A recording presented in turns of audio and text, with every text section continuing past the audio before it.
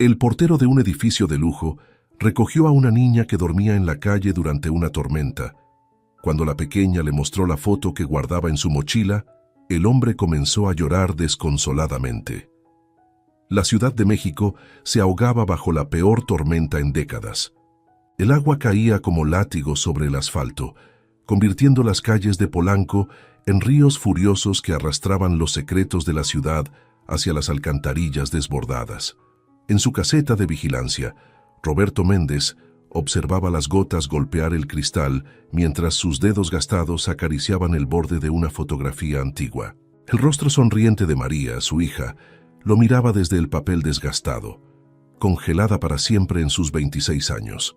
Un relámpago iluminó la noche como si fuera día, revelando por un instante las fachadas elegantes del edificio Torres del Bosque, donde Roberto había pasado los últimos 15 años de su vida observando las vidas ajenas transcurrir tras ventanas de cristal templado. El trueno que siguió sacudió los vidrios de la caseta, pero no logró ahogar un sonido que sus oídos, entrenados por años de vigilancia, captaron al instante. Pasos pequeños y apresurados en el portal. Roberto se incorporó de su silla, guardando la foto de María en el bolsillo de su camisa cerca del corazón. A través de la cortina de lluvia, distinguió una figura menuda acurrucada junto a la puerta principal. Otro relámpago reveló a una niña, no mayor de 9 años, empapada hasta los huesos, con una mochila mojada abrazada contra su pecho, como si fuera un salvavidas. «¿Estás bien, pequeña?», preguntó Roberto tomando su paraguas antes de salir. La niña se sobresaltó como un animal herido, sus ojos grandes y oscuros reflejando el mismo miedo que Roberto había visto tantas veces en las calles de la ciudad. Intentó huir, pero sus tenis rotos resbalaron en el mármol mojado del portal. «No tengas miedo», dijo Roberto, manteniendo su distancia pero extendiendo el paraguas hacia ella. «La tormenta está muy fea. ¿Tienes dónde quedarte?». La niña negó con la cabeza, temblando. Gotas de agua corrían por su rostro, y Roberto no podía distinguir si eran lágrimas o lluvia. Su uniforme escolar, aunque empapado y sucio, todavía llevaba el distintivo de un colegio que Roberto reconoció, el mismo donde María había dado clases como voluntaria. «Me llamo Roberto», dijo suavemente dando un paso más cerca. «Soy el portero. Adentro tengo chocolate caliente y un lugar seco donde puedes esperar a que pase la tormenta». La niña lo miró con desconfianza, pero otro trueno la hizo saltar. Roberto vio el miedo transformarse en sus ojos en algo más, un destello de esperanza desesperada. «¿Me va a llevar con la policía?», preguntó con voz apenas audible sobre el rugido de la lluvia.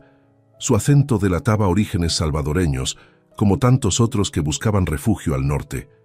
«No, si no quieres», respondió Roberto, recordando cuántas veces María le había hablado de niños como ella, atrapados entre fronteras y prejuicios. «Solo quiero ayudarte a estar segura esta noche». La niña dudó un momento más, pero el frío y el miedo pudieron más que la desconfianza. Asintió levemente y dio un paso hacia Roberto, quien la cubrió con el paraguas mientras la guiaba hacia la caseta. Una vez dentro, Roberto le ofreció una toalla limpia que guardaba para emergencias y puso a calentar agua para el chocolate. La niña se secaba mecánicamente, sus ojos recorriendo la pequeña caseta, deteniéndose en las fotos pegadas en la pared. María en su graduación, María con sus estudiantes, María sonriendo junto a un grupo de voluntarios en la frontera sur. «Me llamo Lupita», susurró finalmente la niña, aferrándose a la toalla como si fuera un escudo. «Mucho gusto, Lupita», respondió Roberto ofreciéndole una taza humeante. «¿Quieres contarme qué haces sola en una noche como esta?». Lupita tomó la taza con manos temblorosas, pero en lugar de responder, dejó el chocolate en la mesa y comenzó a hurgar en su mochila empapada. Con cuidado, sacó una fotografía protegida en una bolsa de plástico. La imagen estaba arrugada pero clara.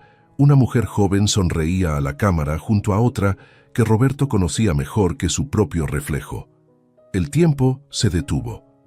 La taza de chocolate resbaló de los dedos de Roberto y se estrelló contra el suelo, pero él apenas registró el sonido. En la foto, María abrazaba a una mujer salvadoreña frente al comedor comunitario Pan y Esperanza, en Tapachula. La fecha en la esquina marcaba 3 meses antes del accidente que se llevó a su hija. «Ella es mi mamá», dijo Lupita, su voz quebrándose. «Y ella es mi hija», completó Roberto, las lágrimas nublando su visión. «Es mi María». Afuera la tormenta rugía con más fuerza, pero dentro de la pequeña caseta de vigilancia, el tiempo se había congelado alrededor de una fotografía que conectaba 2 mundos, 2 historias, 2 pérdidas que el destino había decidido entrelazar en una noche de lluvia en la Ciudad de México. Roberto limpió mecánicamente los restos de la taza rota, mientras su mente viajaba 5 años atrás. María, de pie en esta misma caseta, con su mochila de viaje lista para partir a Tapachula. «Papá, esto es importante», había dicho ella aquella última vez. «Hay familias que necesitan ayuda, niños separados de sus madres. No puedo quedarme de brazos cruzados». «Es peligroso, mijita», había respondido él, las palabras ahora amargas en su memoria. «Deja que otros se encarguen. Tú tienes tu vida aquí, tu trabajo en la escuela». El sonido de Lupita estornudando lo trajo de vuelta al presente. La niña temblaba a pesar de la toalla. «Espera», dijo Roberto dirigiéndose al pequeño armario donde guardaba un cambio de ropa. Entre sus cosas encontró una camiseta vieja de María que usaba para dormir.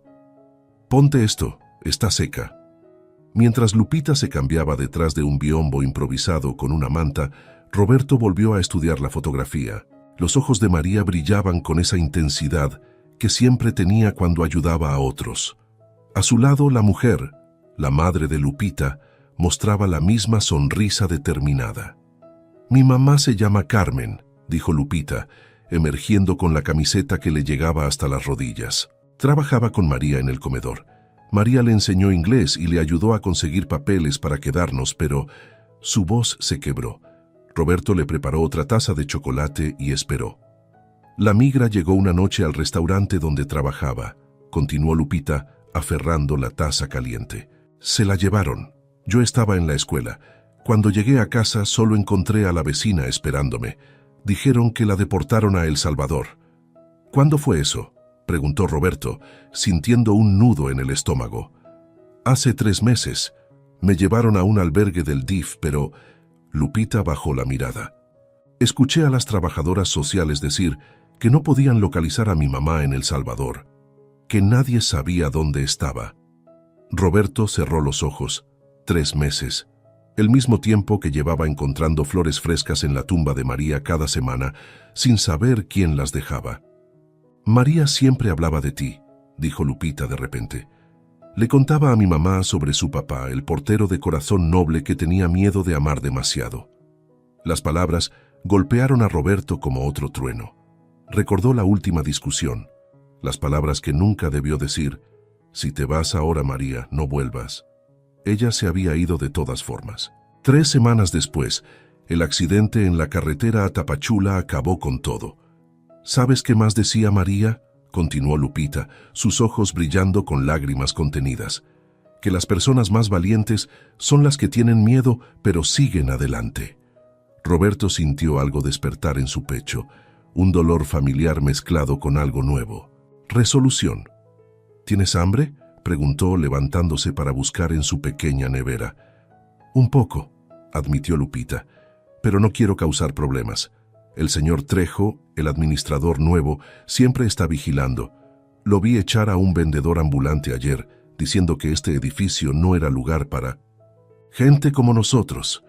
«No te preocupes por Trejo», dijo Roberto, mientras preparaba 2 sándwiches. «Esta caseta ha guardado muchos secretos a lo largo de los años». Mientras comían, Roberto notó que Lupita no dejaba de mirar las fotos en la pared. En una de ellas, María estaba frente al comedor Pan y Esperanza, sosteniendo una carpeta llena de papeles. María mantenía registros de todas las familias que ayudaba, explicó Roberto. Decía que cada historia importaba, que cada persona merecía ser recordada. «Mi mamá también guardaba registros», dijo Lupita animándose. «Tenía un cuaderno especial donde anotaba todo. Me dijo que si alguna vez nos separaban buscara a María, que ella sabría qué hacer». Roberto sintió un escalofrío que no tenía nada que ver con la tormenta. «¿Tienes ese cuaderno?». Lupita asintió y volvió a hurgar en su mochila sacando un cuaderno maltratado pero cuidadosamente forrado en plástico. Al abrirlo, Roberto reconoció la letra pulcra de su hija entremezclada con otra más irregular. Nombres, fechas, lugares, números telefónicos, un mapa detallado de conexiones y personas que podrían ayudar en caso de emergencia. En la última página, con la letra de María, había una nota fechada 3 días antes de su muerte. Carmen, si algo me pasa, busca a mi padre. Él sabrá qué hacer cuando esté listo. Roberto cerró el cuaderno, sus manos temblando. Afuera la tormenta comenzaba a amainar, pero él sabía que la verdadera tormenta en su vida apenas comenzaba. Lupita, dijo finalmente, creo que María nos dejó un camino que seguir, y esta vez no voy a tener miedo de tomarlo. A través de la ventana de la caseta, las primeras luces del amanecer comenzaban a filtrarse entre las nubes, prometiendo un nuevo día, y con él, el inicio de una misión que María había preparado para ellos mucho antes de que supieran que la necesitarían. La mañana llegó con el sonido de tacones sobre mármol mojado. Roberto, quien había improvisado una cama para Lupita con mantas viejas detrás del biombo, se enderezó en su silla al ver a Javier Trejo cruzar el vestíbulo. El nuevo administrador, con su traje gris impecable y su maletín de cuero, se detuvo frente a la caseta.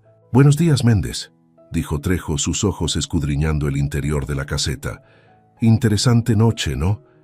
«Bastante movida por la tormenta, señor», respondió Roberto, consciente del bulto de mantas donde Lupita dormía. «Pero sin novedad».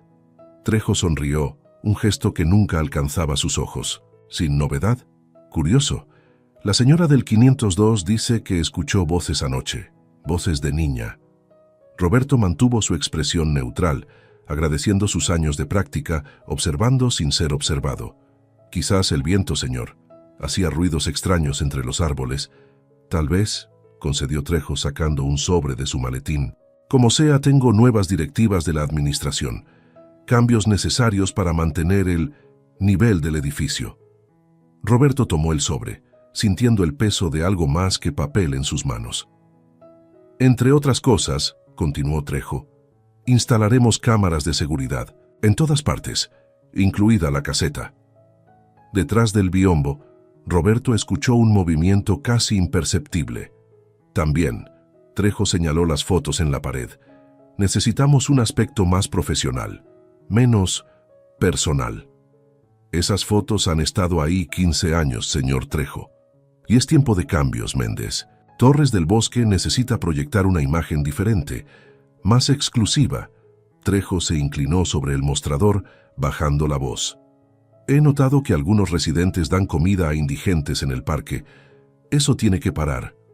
Roberto pensó en María, en las veces que había llevado comida a ese mismo parque. «Los residentes son libres de ayudar a quien quieran, señor. No en mi edificio». Trejo golpeó suavemente el sobre con un dedo. «Las nuevas políticas son claras. Cualquier empleado que facilite o encubra actividades indeseables será despedido inmediatamente». En ese momento un estornudo ahogado rompió el silencio. Trejo giró la cabeza hacia el biombo, pero antes de que pudiera moverse, una voz llamó desde la entrada. «Buenos días. ¿Qué desastre dejó la tormenta?».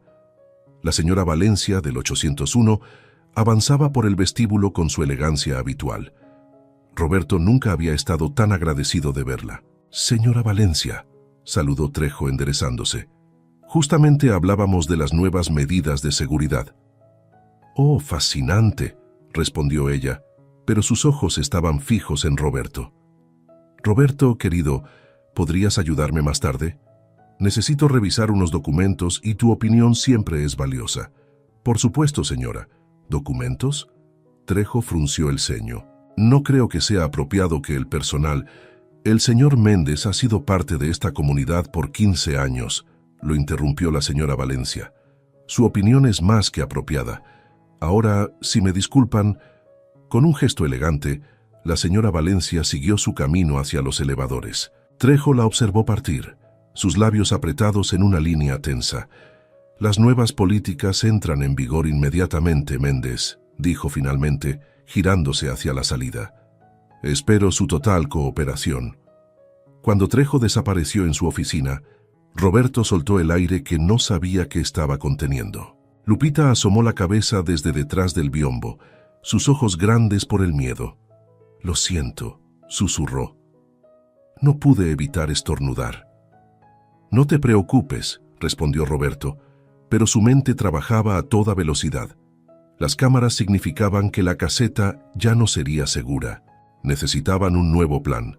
Abrió el sobre que Trejo había dejado. Además de las nuevas políticas, había un pequeño dispositivo negro, un micrófono. «Ya estaba escuchando», murmuró Roberto, mostrándole el dispositivo a Lupita. «Tenemos que ser más cuidadosos». En ese momento, su teléfono vibró con un mensaje de la señora Valencia. «Ven a mi departamento cuando puedas. Trae a tu pequeña invitada. María me habría pedido que ayudara». Roberto miró a Lupita, quien observaba el mensaje por encima de su hombro. «¿Confías en mí?», preguntó. La niña asintió tomando su mano. «María confiaba en ti, y mi mamá confiaba en María». «Bien», dijo Roberto guardando el cuaderno de Carmen en su chaqueta, «porque creo que vamos a necesitar toda la ayuda posible». Mientras se preparaban para subir al departamento de la señora Valencia, Roberto no podía dejar de pensar en las palabras de Trejo. Cambios necesarios, imagen diferente, más exclusiva, las mismas palabras que había escuchado toda su vida.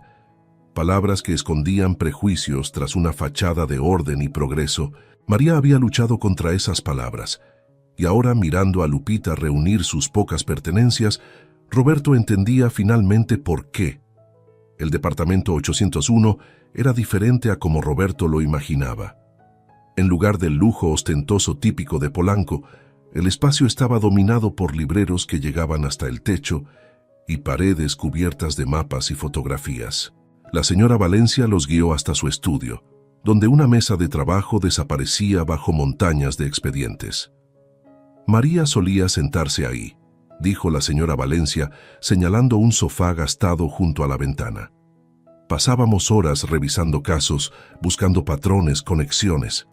Roberto se detuvo en seco. «María trabajaba con usted. Tu hija era más que una maestra voluntaria, Roberto». La señora Valencia comenzó a buscar entre sus archivos. «Era mi informante más valiosa en la investigación sobre tráfico de personas en la frontera sur». Lupita, que hasta entonces observaba todo en silencio, se tensó. «¿Como los hombres que se llevaron a mi mamá?». La señora Valencia se giró hacia ella, sus ojos suavizándose. «¿Tu mamá es Carmen Martínez?». «¿La conoce?», preguntaron Roberto y Lupita al unísono. En respuesta, la señora Valencia extrajo una carpeta gruesa de un cajón cerrado con llave. En la portada, con la letra de María, se leía: «Caso Martínez, conexión Águila Negra». «Carmen no fue deportada», dijo la señora Valencia, su voz grave. «Fue secuestrada». Roberto sintió que el suelo se movía bajo sus pies. Se sentó junto a Lupita, quien se había puesto pálida.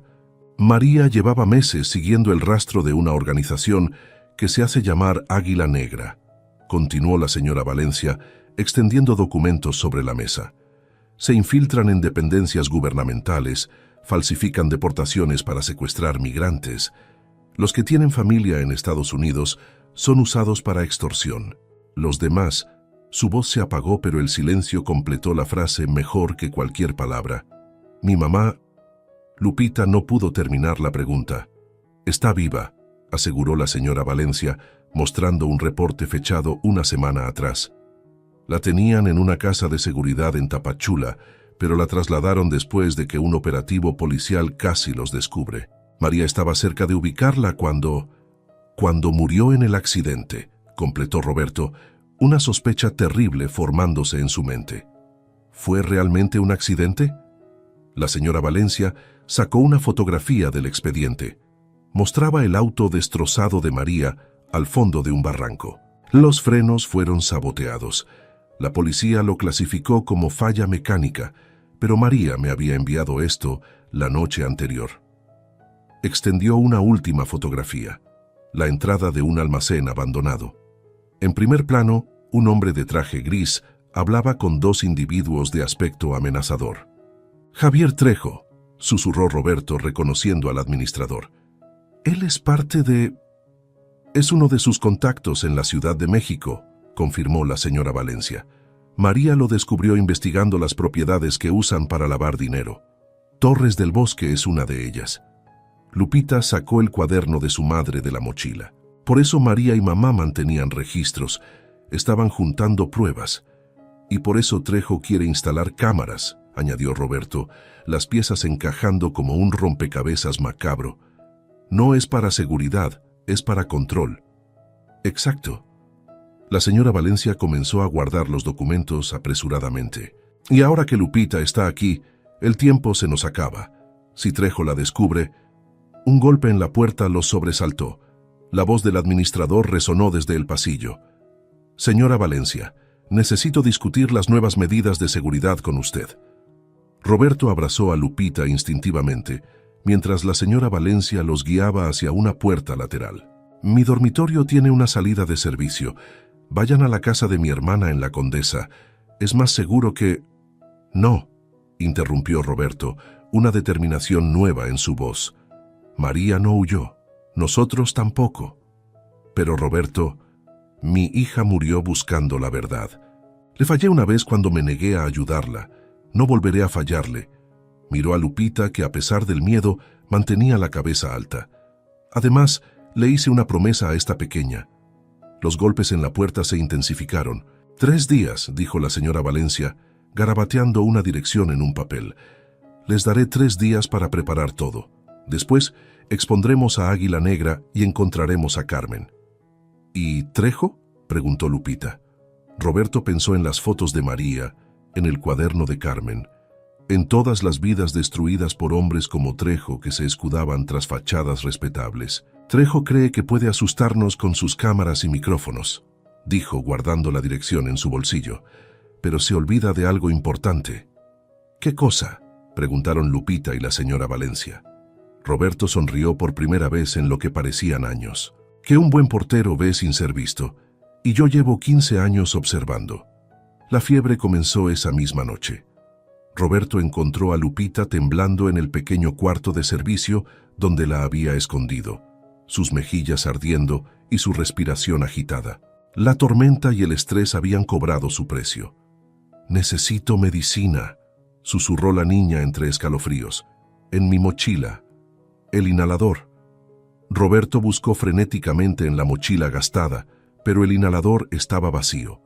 Entre las pocas pertenencias de Lupita, encontró un sobre arrugado con el membrete del Hospital Infantil de México.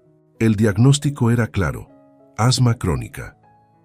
«Tranquila, pequeña», murmuró, colocando un paño húmedo sobre su frente. «Voy a conseguir ayuda». Pero conseguir medicamentos sin levantar sospechas sería imposible. Un niño indocumentado en un hospital dispararía todas las alarmas. Y con las nuevas cámaras de Trejo vigilando cada esquina del edificio, Roberto marcó el único número que se le ocurrió. «Señora Valencia, tenemos una emergencia». Mientras esperaba, Roberto encontró una caja vieja bajo su cama. Dentro, guardadas en un sobre amarillento, estaban las últimas cartas de María, cartas que nunca había tenido el valor de leer. Con manos temblorosas abrió la primera. «Querido papá, sé que estás enojado porque me fui, pero tenías que haber visto los ojos de Carmen hoy cuando recibió sus papeles. Me recordó a mamá cuando finalmente pudo abrir su consultorio después de años de luchar contra la burocracia. ¿Te acuerdas cómo decía que la dignidad no es un lujo, sino un derecho? Hay algo grande aquí, papá, algo oscuro. Las deportaciones no son lo que parecen. La señora Valencia me está ayudando a investigar, pero necesito que guardes algo por mí. En el consultorio abandonado de mamá, detrás del azulejo suelto donde escondíamos los dulces, hay una USB. Si algo me pasa...» Roberto dejó caer la carta. El consultorio de su esposa había permanecido cerrado desde su muerte, 10 años atrás. Nunca había tenido el valor de vaciarlo. Un gemido de Lupita lo trajo de vuelta al presente. La niña deliraba, llamando a su madre entre sueños. «Ya voy, mi niña», susurró, tomando una decisión. «Resiste un poco más». La segunda carta era más reciente, fechada 3 días antes del accidente. «Papá, si estás leyendo esto, algo salió mal. Pero no me arrepiento.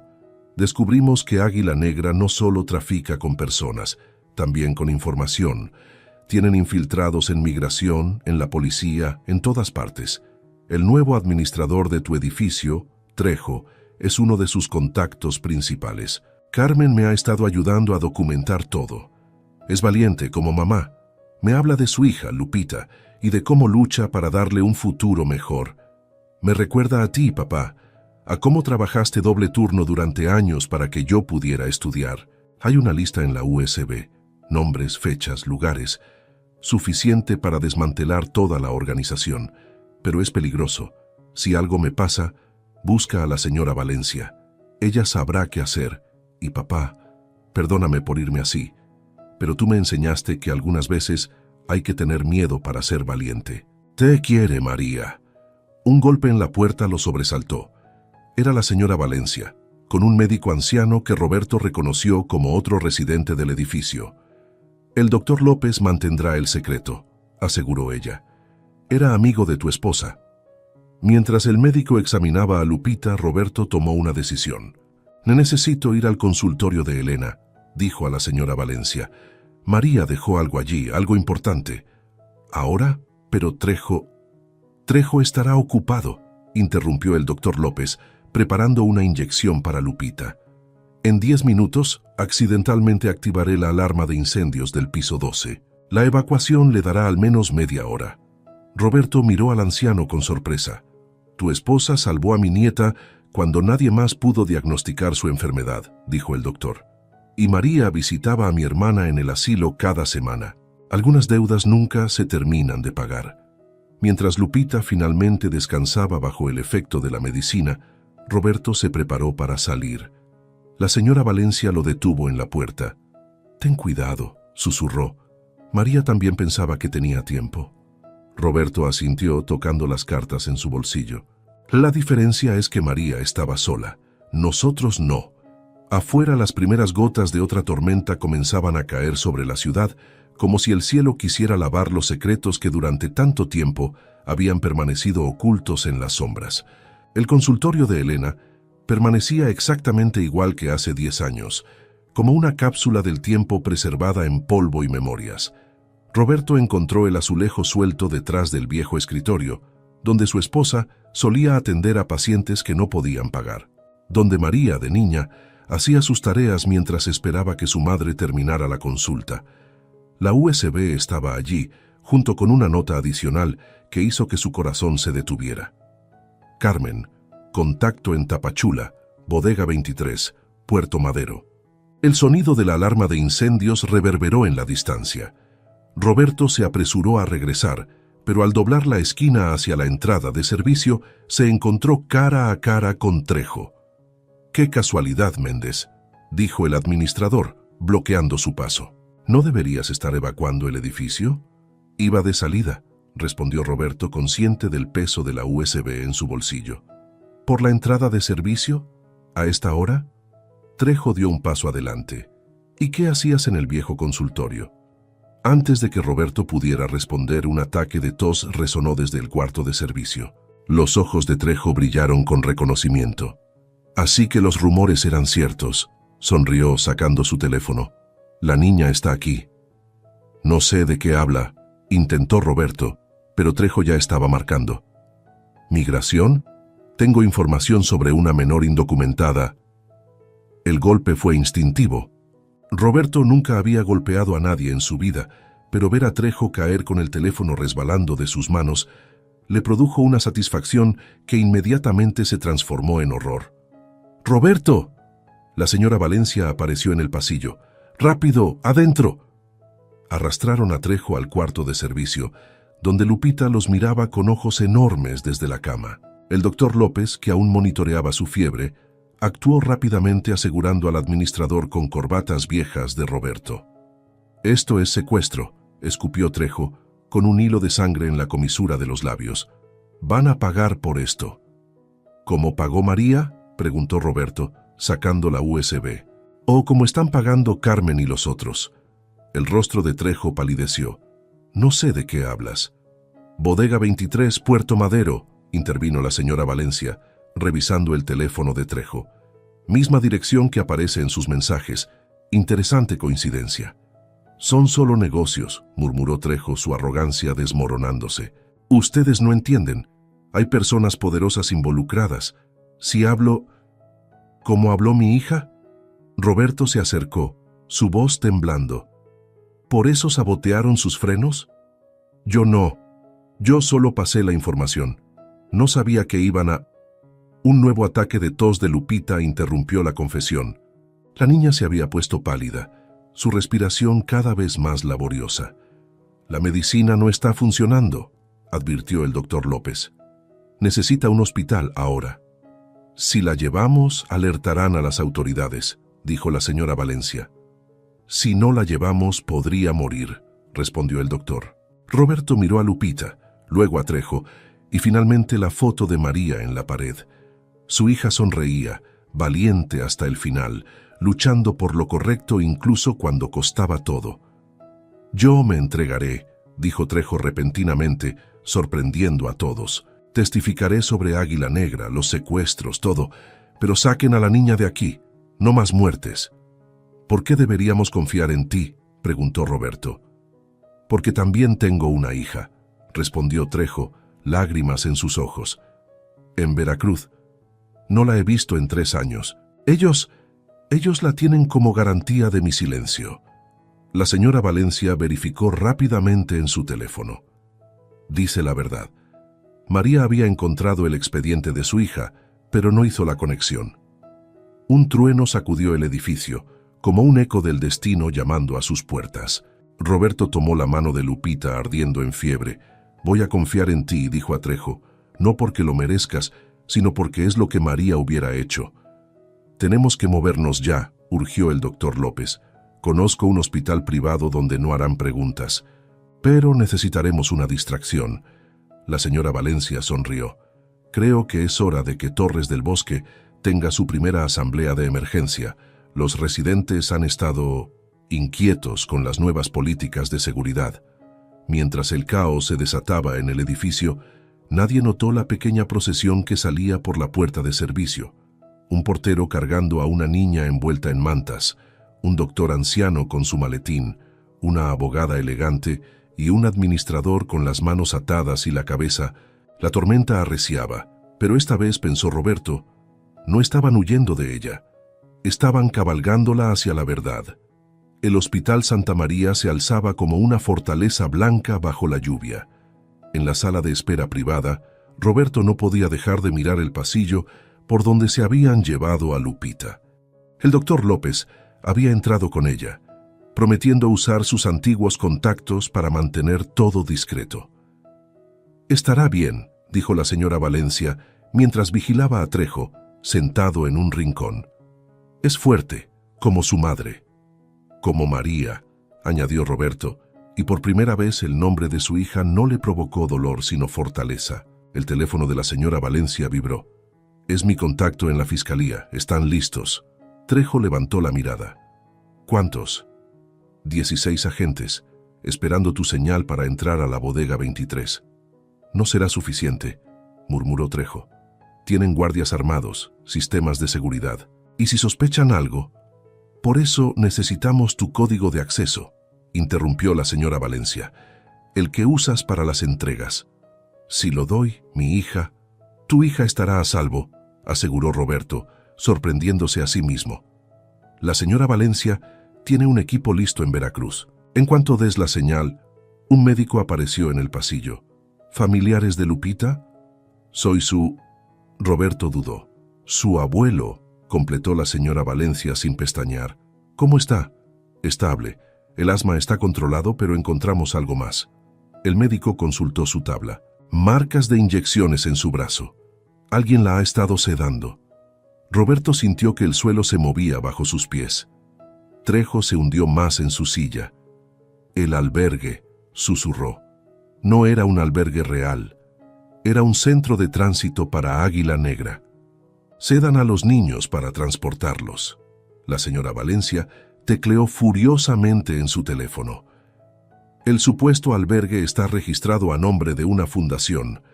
la misma que aparece en los documentos de María. Lupita escapó, continuó Trejo, su voz quebrándose. Por eso están nerviosos, sabe demasiado, ha visto demasiado. El código, Trejo, exigió Roberto, una furia fría apoderándose de él. Ahora. 823197, recitó Trejo, lágrimas corriendo por su rostro. Entrada sur, y hay un túnel, conecta con una casa cercana, lo usan para emergencias. La señora Valencia transmitió la información. Los minutos que siguieron fueron eternos, marcados solo por el pitido de las máquinas del hospital y la lluvia golpeando las ventanas. El teléfono sonó.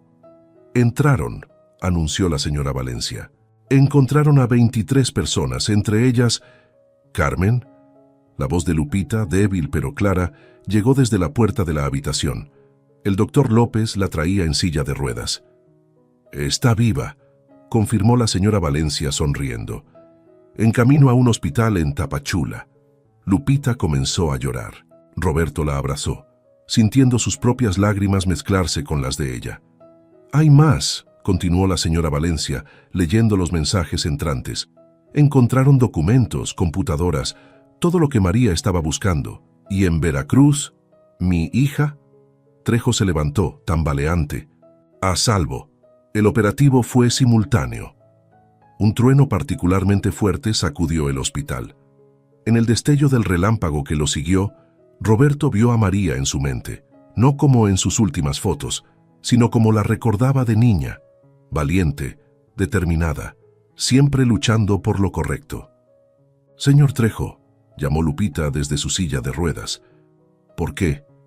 El administrador la miró, realmente la miró por primera vez. Al principio era solo un trabajo, mantener limpio el edificio, informar sobre indocumentados, pagaban bien. Cuando quise darme cuenta, sabían de mi hija. Y entonces, te convertiste en lo que temías, completó Roberto. Para proteger a tu hija lastimaste a las hijas de otros. Lo siento, susurró Trejo, justo cuando las sirenas de la policía comenzaron a sonar en la distancia. La señora Valencia se levantó. Es hora. Mientras los oficiales esposaban a Trejo, Lupita tiró de la manga de Roberto. ¿Qué va a pasar ahora? Roberto miró a la señora Valencia, quien asintió. Ahora, pequeña, vamos a traer a tu mamá a casa. Y luego, sonrió, pensando en la caseta vacía, en las fotos de María, en todas las historias que aún necesitaban ser contadas. Luego vamos a asegurarnos de que ninguna otra familia sea separada así.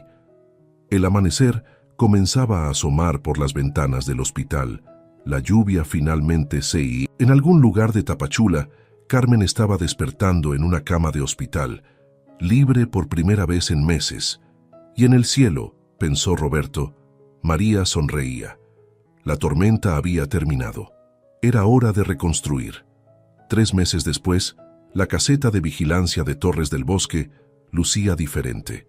Las viejas fotos de María ahora compartían espacio con nuevos rostros, familias reunidas, niños sonrientes, historias de esperanza que comenzaron con una noche de tormenta.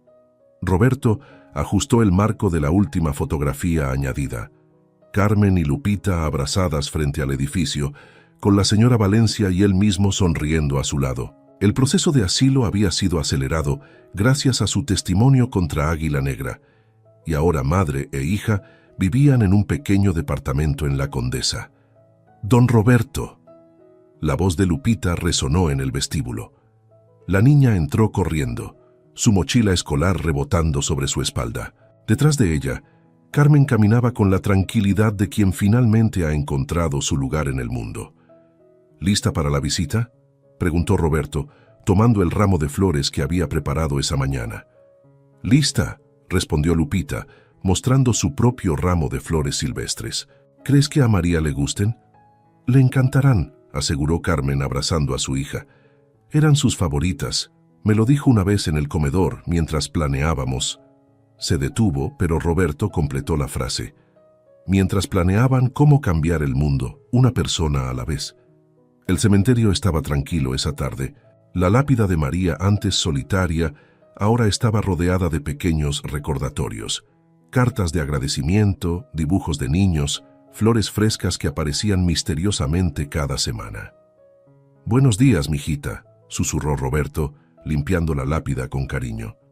«Te trajimos visita». Lupita se arrodilló acomodando sus flores junto a las de Roberto. «Gracias, María, por cuidar a mi mamá, por dejar las pistas, por todo». Carmen colocó una mano sobre el hombro de Roberto. «Era exactamente como la describiste, Roberto, una luz en la oscuridad». «No», corrigió Roberto mirando a Lupita jugar con una mariposa que se había posado en las flores. «Era un faro, y su luz sigue guiando el camino». La señora Valencia los esperaba en su auto a la salida del cementerio. Desde el descubrimiento de la red de tráfico, su despacho se había convertido en un centro de ayuda para familias migrantes. La vieja caseta de Roberto, ahora reformada, servía como primer punto de contacto. «¿Listos para la reunión?», preguntó mientras conducía hacia el centro. La asociación que habían fundado en memoria de María tendría su primera asamblea oficial esa tarde. Nervioso, preguntó Carmen a Roberto, notando su silencio. «Un poco», admitió. «Nunca pensé que estaría dando discursos frente a tanta gente». «María estaría orgullosa», dijo Lupita desde el asiento trasero. «Siempre supo que tenías una voz importante». Roberto sonrió, recordando las palabras en la última carta de su hija. Algunas veces hay que tener miedo para ser valiente. El auditorio estaba lleno, familias reunidas gracias a su trabajo, voluntarios, abogados, incluso algunos residentes de Torres del Bosque que habían decidido que era hora de hacer más que observar desde sus ventanas. Cuando Roberto subió al podio, vio a Carmen y Lupita en primera fila. Vio a la señora Valencia con sus expedientes, ahora llenos de historias con finales felices. Vio los rostros de personas que, como él, habían aprendido que el amor es más fuerte que el miedo. «Mi hija María», comenzó, su voz firme por primera vez en años. «Creía que cada persona tiene una luz dentro. A veces esa luz se esconde, asustada o herida, pero nunca se apaga». En el fondo del auditorio, un rayo de sol atravesó los vitrales, creando un arco iris que bailó sobre las cabezas de los presentes. Roberto pensó en aquella noche de tormenta, en una niña empapada buscando refugio, en una fotografía que conectó dos mundos. Y a veces, continuó mientras Lupita le sonreía desde su asiento, todo lo que necesitamos es alguien que nos ayude a recordar lo brillante que puede ser nuestra luz. Afuera la ciudad seguía su ritmo incansable, pero dentro de ese auditorio, en ese momento, el tiempo se detuvo alrededor de una verdad simple, que el amor, como la luz de María, nunca muere realmente. Solo encuentra nuevas formas de brillar, nuevos caminos que iluminar, nuevas tormentas que transformar en arcoíris. Porque al final, concluyó Roberto, su voz mezclándose con el eco de risas infantiles y conversaciones esperanzadas, no son las tormentas las que nos definen, sino la luz que elegimos ser cuando la oscuridad parece más profunda. Y en algún lugar, pensó, María sonreía.